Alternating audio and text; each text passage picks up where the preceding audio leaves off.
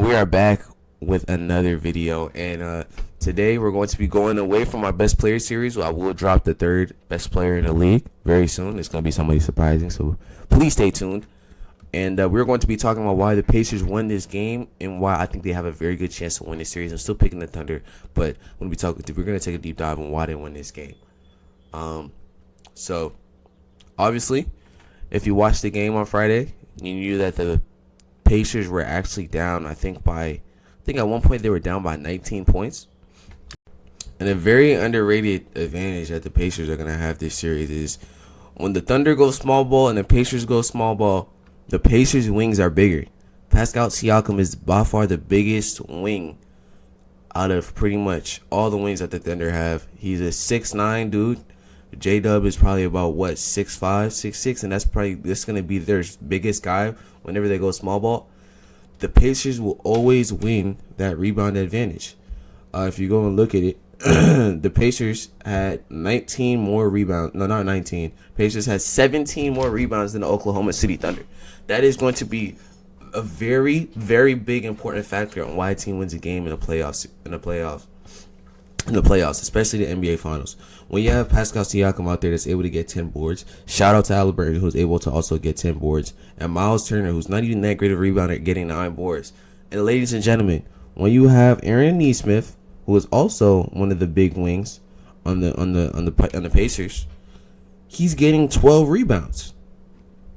There's no reason why Aaron Nesmith is out there playing 31 minutes, grabbing 7 more boards than your big man Chet Holmgren, who rebounding has been a consistent problem for in his career. Chet Holmgren is getting 6 rebounds. That's unacceptable. And the Thunder didn't run the double big lineup this game.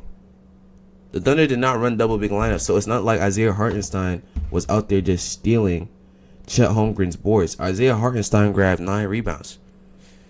Isaiah Hartenstein was absolutely better than Chet Holmgren in this game. Chet Holmgren, ladies and gentlemen, was a disaster of a player on I would say even both sides of the ball.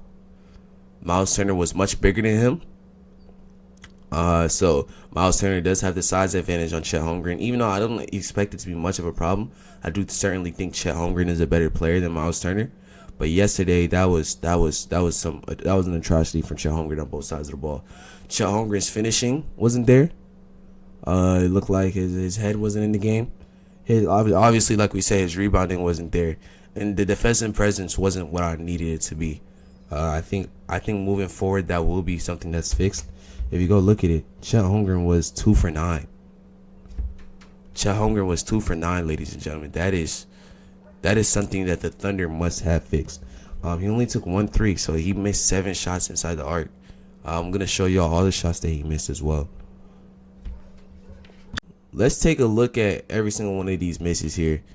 And look how Miles Turner, in one of the clips, Tyrese Halliburton, is able to completely take Chet Holmgren out this game.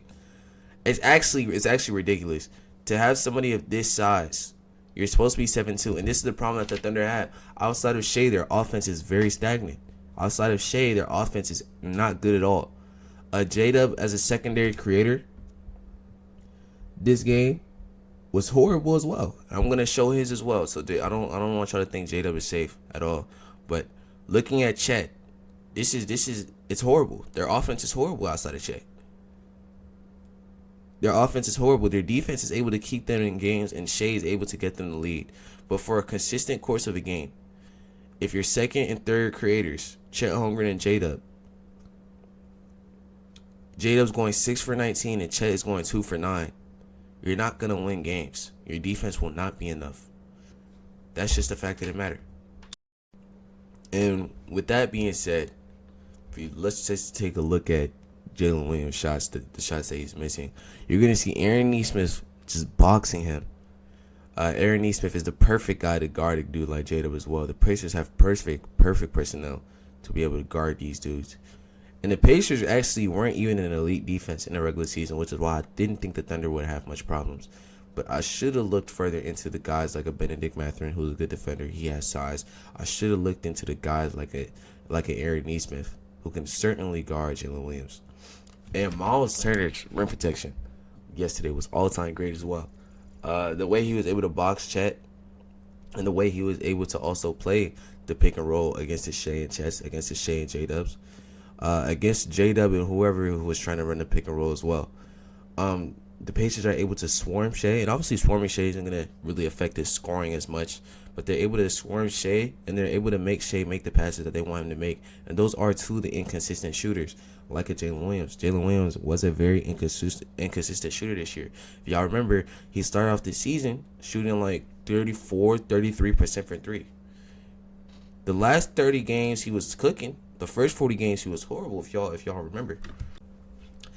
The Thunder also did have problems with a guy like Julius Randle for 3 games. 3 of those games, Julius Randle dropped 20 plus. And I'm not going to sit here and tell you Pascal Siakam is going to win you a series.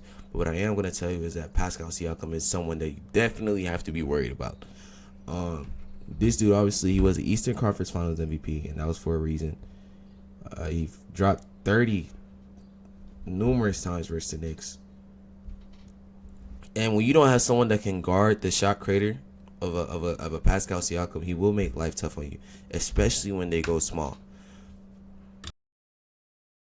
There were 3 buckets, if you remember correctly. There were 3 buckets that Pascal Siakam had on Cason Wallace. And Cason Wallace, he's always going to have the size advantage on. And with the way Halliburton plays and pushing the pace, when you are able to push the pace, that allows for constant mismatch hunting. That allows for constant mismatches. TJ McConnell also pushes the pace very well as well. So it's the perfect, ideal situation for a Pascal Siakam to also thrive.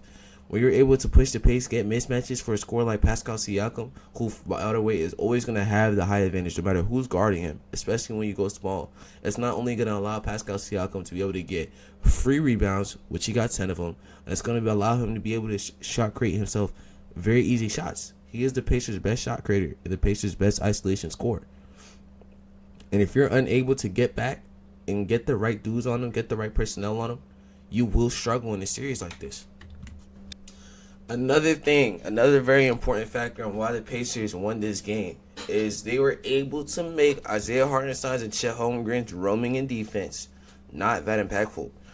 When you have a guy like Obi Toppin who's able to hit 5 threes in a game, and everybody on the Pacers can hit threes and space the floor, it makes the Thunder's style of defense less effective. The Thunder like swarming the interior and swarming whoever's there, but whenever you swarm and the Pacers have everybody that can hit threes at a 40% clip, it's going to be impossible to play the type of defense that you want to play, and it leads to you having to isolate, which is why Pascal also was successful yesterday.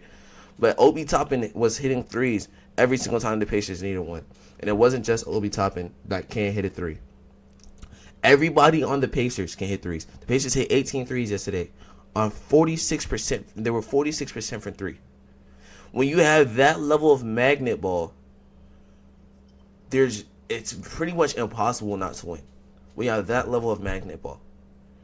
So I think I touched pretty much everything. I'm not going to really speak on Tyrese Halliburton. I think the Thunder have the tools to make a guy like Tyrese Halliburton, who does struggle in isolation, who does struggle to shot create. I do think they have the tools to make him ineffective as a scorer. Now, his playmaking will be effective regardless, though. His pushing the pace will constantly be effective. I've touched on that. Shea, I think Shea just needs help. Like I said, the Thunder offense can get very stagnant. And Jalen Williams and Chet Holmgren are definitely the reason why they lost that game yesterday. Their lack of secondary shot creation, their inability to score in isolation, one-on-one, pick-and-roll situations. It was impossible. It was impossible. The Thunder defense will be like that regardless. Lou Dort, shout out. He had 6 stocks yesterday. Alex Caruso had 5 stocks yesterday. Steals plus blocks. Those guys will constantly be effective. But at the end of the day, it's going to come down to, can Chet Holmgren and J-Dub be the reliable second and third creator when you have a Shea dropping 40? And if the answer is no, the Pacers, I'm letting y'all know, will be your 2025 NBA champions. Thank y'all for watching.